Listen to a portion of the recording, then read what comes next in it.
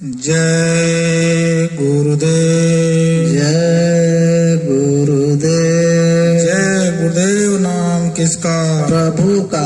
प्रभु का पावन नाम। जय गुरुदेव। बाबा जय गुरुदेव जी महाराज का कहना है, शाकाहारी रहना है। शाकाहारी हो जाओगे, बीमारियों से बच जाओगे। हाथ जोड़कर विनय हमारी हो जाए सब शाकाहारी। बाबा जी की अर्जी है, आगे आपकी मर्जी है। जय गुरुदेव। जय गुरुदेव। शब्द रूप में सर्वत्र विराजमान परम पूज स्वामी जी महाराज के चरण कमल में कोटि कोट नमन प्रणाम वंदना करते हुए इस सत्संग समारोह में दूर दराज से पधारे हुए सभी सत्संगी प्रेमी भाई बहन तथा ग्राम वासियों से हाथ जोड़कर सादर जय गुरुदेव। जय गुरुदेव।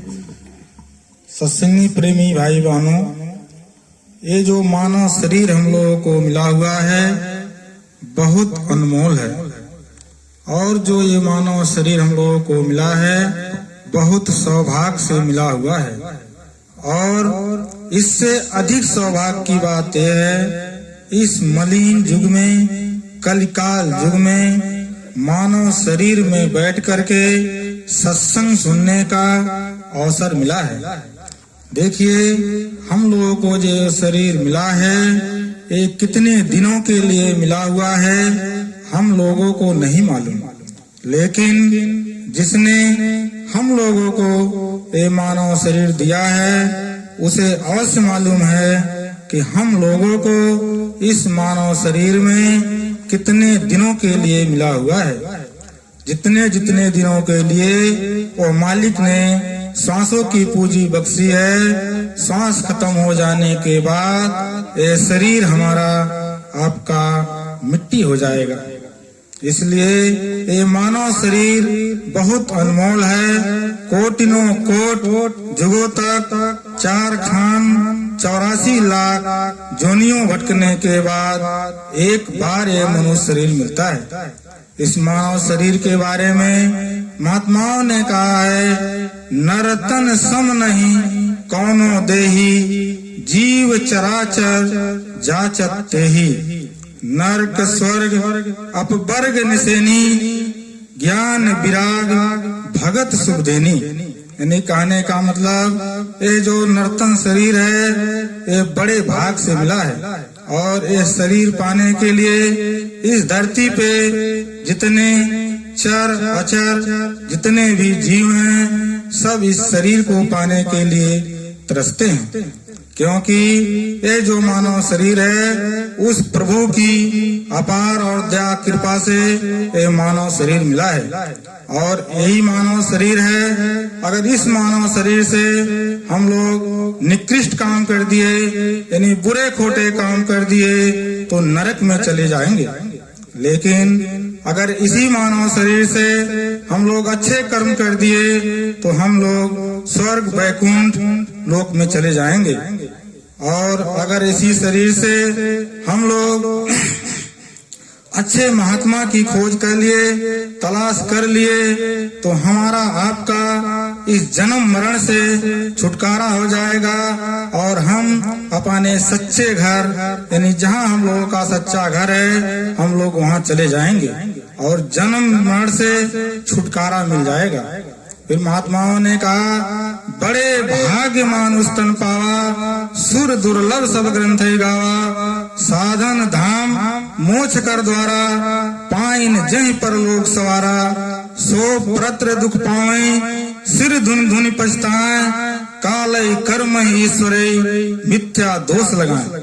महात्माओं ने कहा ये जो मानव शरीर मिला हुआ है बड़े भाग से मिला हुआ है। इस मानव शरीर पाने के लिए देवी देवता भी तरसते हैं, क्योंकि मानव शरीर ही ऐसी शरीर है जिसमें बैठ करके हम प्रभु को प्राप्त कर सकते हैं। बाकी इस धरती पे कितने जीव हैं, लेकिन किसी के अंदर उस मालिक को प्राप्त करने का रास्ता उस प्रभु ने नहीं बख्शा। सिर्फ मानव ऐसी शरीर है जिसके अंदर हम बैठ करके लोक और परलोक भी संवार सकते हैं। और देखिए, हम लोग अपने गलती की वजह से, बुरे खोटे कर्म को वजह से हम जब दुख पाते हैं तो काल कर्म और ईश्वर के ऊपर दोष लगाते हैं, लेकिन जो भी हम भोगते हैं अपने कर्म के अनुसार हम लोगों को भोगना पड़ता है। महात्माओं ने कहा, यह तन कर फल विषय न भाई, स्वर्ग और स्वल्प अंत दुखदाई। महात्माओं ने कहा, ये जो शरीर मिला है विषय वासनाओं में लिप्त होने के लिए नहीं मिला। ये जो मानव शरीर है अच्छे कर्म करके जन्म मरण से छुटकारा पाकर अपने धाम के चलने के लिए मिला हुआ है।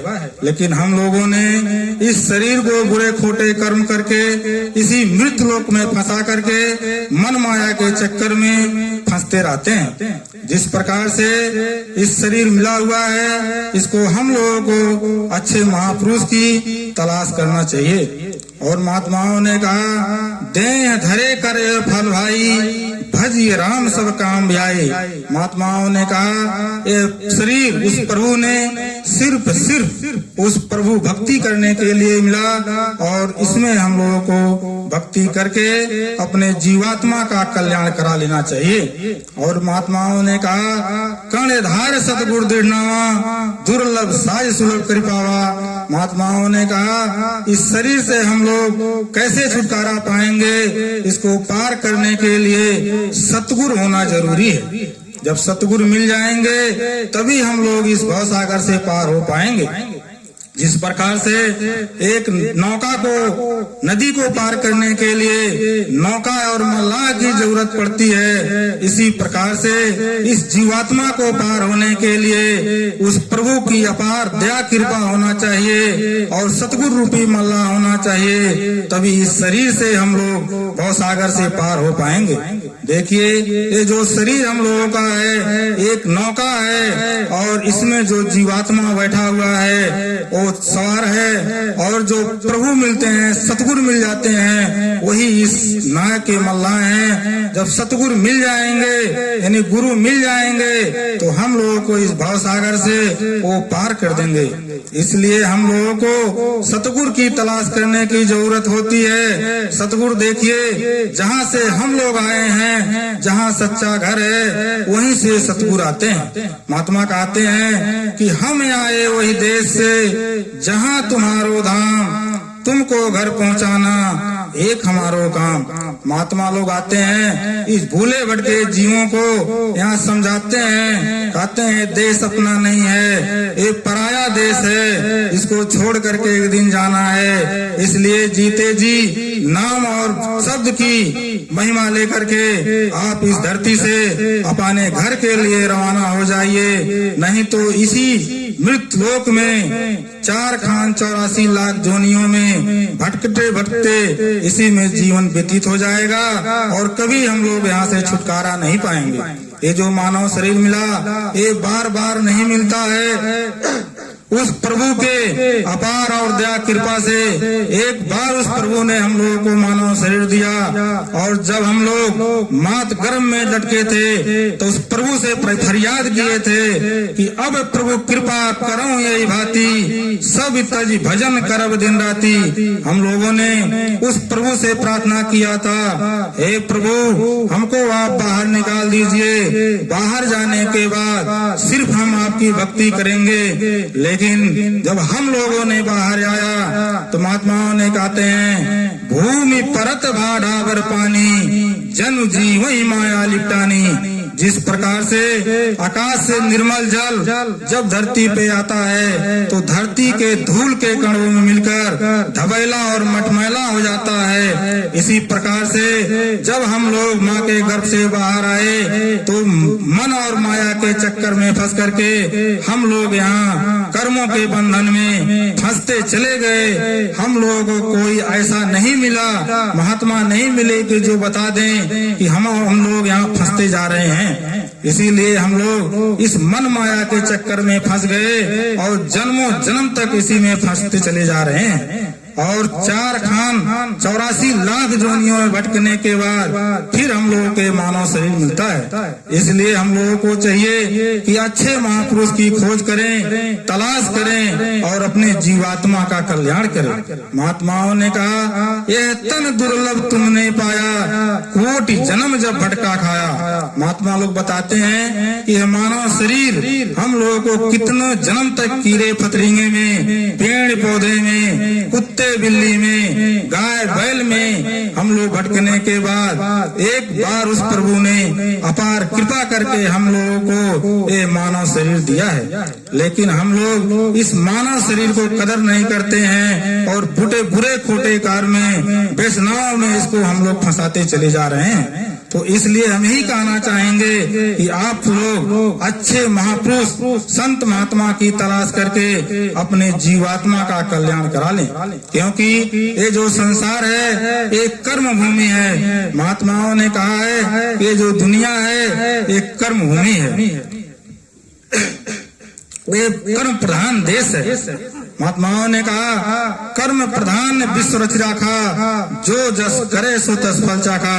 यानी कहने का मतलब इस संसार में जैसा जैसा हम लोग कर्म करते हैं वैसा वैसा हम लोग को फल भोगने को मिलता है। क्योंकि अगर हम खेत में आम बोएंगे तो आम ही का फल मिलेगा, और जैसे जिस प्रकार के हम अनाज लगाएंगे उसी प्रकार से हम लोग को फल मिलता है। इसी प्रकार से ये शरीर है, जैसे जैसे हम कर्म जितने जितने खराब अच्छे बुरे कर्म करेंगे उसी अनुसार से हम लोगों को भोगना पड़ेगा। महात्माओं ने कहा, जन्म मरण सब दुख सुख भोगा, हानि लाभ प्रिय मिलन भी होगा। कहने का मतलब हम लोग जो दुख सुख और लाभ हान और प्रियजनों से मिलना बिछुड़ना है, ये सब हम लोगों को कर्मों के आधार पे मिलता है। महात्माओं ने कहा, दिन गंवाए खाए, रात गंवाए सोए, हीरा जन्म अनमोल था, कौड़ी बदले जाए। कहने का मतलब ये हम लोग जो शरीर है भोग वासनाओं में हम लोग इसको बिताते चले जा रहे हैं। और देखिए इसी प्रकार से ये जो कर्म का जोनी है, जैसे जैसे हम लोग कर्म करेंगे उसी अनुसार से भोगते चले जाएंगे, क्योंकि ये दुनिया ही कर्म भूमि है। इसी प्रकार से देखिए राजा दशरथ जब शरीर उन्होंने पुत्र वियोग में शरीर छोड़ दिया तब वो पछताने लगे और माता कैकेयी का दोष देने लगे कि माता कैकेयी को से मेरे पिता का मृत्यु हो गया। लेकिन गुरु वशिष्ठ ने भरत मुनि को, भरत जी को बुला करके उन्होंने समझाया, कहाँ भरत भावी प्रबल, बिलख कहे मुनिनाथ, और लाभ हानि जन्म जस विधियात। व्यास मुनि ने, वशिष्ठ मुनि ने भरत जी से कहा कि देखिए आप लोग ये शोक कर रहे हैं, ये गलत है, क्योंकि जो जैसा कर्म करता है उसी अनुसार से भोगना पड़ता है। जैसे उनके भाग में था, जैसे आपके भाग में था, उसी अनुसार से हुआ, इसमें किसी का दोष नहीं है। माता कैकेयी का भी दोष नहीं है, क्योंकि लोक मत के हिसाब से लोग कहते हैं माता कैकेयी का गलती है, लेकिन वेद मत के हिसाब से सरस्वती जी का भी दोष आता है कि सरस्वती जी उनके जिह्वा पे सवार थी और उन्होंने वैसा वाणी बुलवा दिया।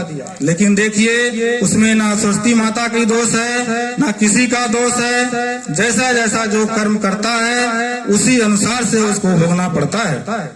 इसी प्रकार से देखिए महात्माओं ने कहा, कर्म गति टारे ना टरे, मुनि वशिष्ठ से पंडित ज्ञानी, शोध के लगन धरे, सीता हरण मरण दशरथ को वन में विपत्ति परे, कहाँ वह फंद कहाँ वह पारी, कहाँ वह मृग चरे। सीता को हरि ले गयो रावण, सोन के लंक जरे। नीच हाथ हरिचंद बिकाने, बलि पाताल धरी। कोट गाय नित पुण्य करत निर्ग, गिरगिट जोनि परे। पांडव जिनके आप स्वार्थी, तिन पर विपद परे। दुर्योधन के गर्भ हटायो, यदकुल नाश करे। राव केतु भानु चंद्रमा, विधि संजोग परी। कर्म गति टारे नाही टरी। देखिए ये जो कर्म की गति है ये बहुत प्रबल है। जिस प्रकार से जब वशिष्ठ मुनि उस समय के बहुत ज्ञानी पंडित थे, उन्होंने राम और सीता का सबसे शुभ मुहूर्त लगन देख करके शादी कराया था। लेकिन जब शादी होने नहीं, राज्याभिषेक का समय आया तो राम को और लक्ष्मण सीता को वनवास जाना पड़ा और उनके वियोग में राजा दशरथ को अपना प्राण त्याग देना पड़ा और सीता का हरण हो गया। फिर और राम और रावण के बीच में युद्ध हुआ और रावण का कुल का नाश हो गया। इसीलिए कहा गया है 1 लाख पूत 1.25 लाख नाती, ता घर रावण दिया न बाती। उस रावण का कुल का नाश हो गया और उसके घर कोई दिया जलाने वाला नहीं बचा। इसी प्रकार से राजा हरिश्चंद्र एक सत्यवादी राजा थे, लेकिन उन्होंने गुरु वशिष्ठ को दान में पूरा राजपाट दे दिए। लेकिन उस जग पूरा करने हेतु सोना का देना जरूरी था। गुरु वशिष्ठ ने सोना मांगा और उन्होंने सोना देने के वास्ते अपने आप को एक चंडाल के हाथ के जाना पड़ा और अपने स्त्री और पुत्र को उन्होंने एक ब्राह्मण के हाथ भेज दिया। तो देखिए कर्म की गति जो है इससे कोई नहीं बच सकता। इसी प्रकार से एक राजा नृग थे, वो रोज एक कोट गौजान करते थे, लेकिन एक दिन उनके उस जो दान किए हुए गाय थी उसमें से एक गाय वो जो दान करने वाले गाय थे उसमें आकर मिल गई और उन्होंने उस गौ को दान कर दिया। उसी गाय को लेकर 2 ब्राह्मणों में झगड़ा हुआ और 2 ब्राह्मणों ने आए राजा नृग से कहने लगे कि वो गाय मेरी है और दोनों झगड़ा करने लगे। तो राजा नृग निर्णय नहीं ले पाए। राजा नृग ऐसे सर हिला देते थे, उनको समझ में कुछ नहीं आता था और ब्राह्मण फिर वापस घर चले जाते थे। इसी प्रकार से 1-2 दिन ब्राह्मण लोग आए। जब राजा नृग निर्णय नहीं ले पाए तब उस ब्राह्मणों ने राजा नृग को श्राप दे दिया। उन्होंने कहा इस तरह से आप हिला देते हो, इसी प्रकार से आपको अगले जोन में गिरगिट की जोन मिलेगी। तो राजा नृग को गिरगिट की जोन मिली और श्री कृष्ण जी ने उनको उद्धार किया। इसी प्रकार से राजा बलि थे। राजा बलि के एक बार विष्णु भगवान ने वामन अवतार लेकर के आया और उन्होंने उस बलि से कहा कि मुझे 3 पग जमीन दे दो। तो राजा बलि ने कहा ठीक है और जब उन्होंने ठीक कहा तो भगवान विष्णु ने एक विराट रूप धारण किया और एक पग में सारे पृथ्वी को माप लिया और दूसरे पग में स्वर्ग आदि यानी ऊपरी वैकुंठ मंडलों तक को नाप लिया और तीसरी पग उन्होंने राजा बलि से कहा कहाँ रखूं? तो राजा बलि ने अपना शरीर में कहा कि मेरे शरीर पे रख दीजिए और ज्यों ही उस विराट रूप भगवान विष्णु ने उस बलि के शरीर पे पांव रखा तो उनको पताल का राज दे दिया। इसी प्रकार से देखिए पांडव थे, पांडव भी उस समय बहुत काम किए, लेकिन उन लोगों को भी वन में जाना पड़ा और वहाँ विपद झेलना पड़ा। इसी प्रकार से देखिए कर्म की जो गति है इससे कोई नहीं बच सकता। इसीलिए ये जो दुनिया है एक कर्म प्रधान देश है। तो हम लोग आप लोगों को चाहिए अच्छे कर्म करें। कर्म देखिए 3 प्रकार के होते हैं। एक प्रारब्ध कर्म होता है, दूसरा क्रियामान कर्म होता है, तीसरा होता है संचित कर्म।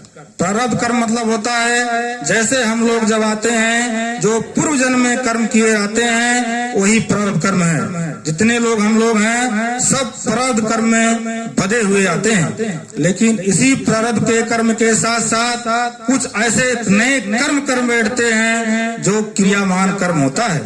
और यह क्रियामान कर्म किसी एक अगले जन्म में जो एक क्रियामान कर्म हम लोग नहीं भुगत पाते हैं, वो जो बचा हुआ कर्म आता है वही संचित कर्म बन जाता है। तो इसी प्रकार से देखिए, एक कर्म भूमि है, जैसा जैसा हम लोग कर्म करेंगे उसी प्रकार से भोगना पड़ेगा। तो कर्म हम लोगों को अच्छा करना चाहिए, लेकिन ये नहीं सोच के करना चाहिए कि हमको खाली स्वर्ग में चाहिए, क्योंकि स्वर्ग की भी आयु सीमित होती है। स्वर्ग में जितने दिनों के लिए हम लोग को आयु मिलता है, स्वर्ग में जाने के बाद फिर वहाँ से हम लोग इसी मृत्यु लोक में इस कर्म को चुकता करने के लिए आना पड़ता है। तो इसलिए ऐसा कर्म करें और अच्छे महापुरुष की खोज करें और अपने जीवात्मा का कल्याण करके उस प्रभु से मिलाप करके अपना जीवन सफल बना लीजिए। देखिए, महात्माओं ने कहा, शाकाहारी के बारे में कहा कि ये जो संसार है इसमें शाकाहारी जो रहेगा वही बच पाएगा, क्योंकि आगे का जो समय आने वाला है बहुत खराब है। उस समय से बचने के लिए सबको शाकाहारी होना बहुत जरूरी है, क्योंकि महात्माओं ने कहा कि आगे जो समय आ रहा है इतने भयंकर, इतने खराब समय आ रहे हैं, ऐसे ऐसे बीमारियां आएंगी कि जिनकी लोग दवा नहीं पाएंगे।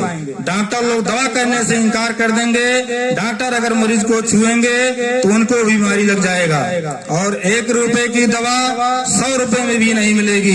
अनाज की कमी हो जाएगी, लोग बोरे में पैसे लेकर के जाएंगे लेकिन अनाज खाने को नहीं मिलेगा। तो हम यही कहना चाहेंगे कि आप लोग शाकाहारी रहिए, शाकाहारी होकर के उस प्रभु की याद करते रहिए। और अब यही कहते हुए अपने वाणी को हम विराम देंगे। अगर हमारे कहने में किसी को कोई प्रकार का ठेस लगा होगा तो हमको एक छोटा समझ करके माफ कर देंगे, और उस मालिक का नाम प्रेम से लीजिए। जय गुरुदेव। जय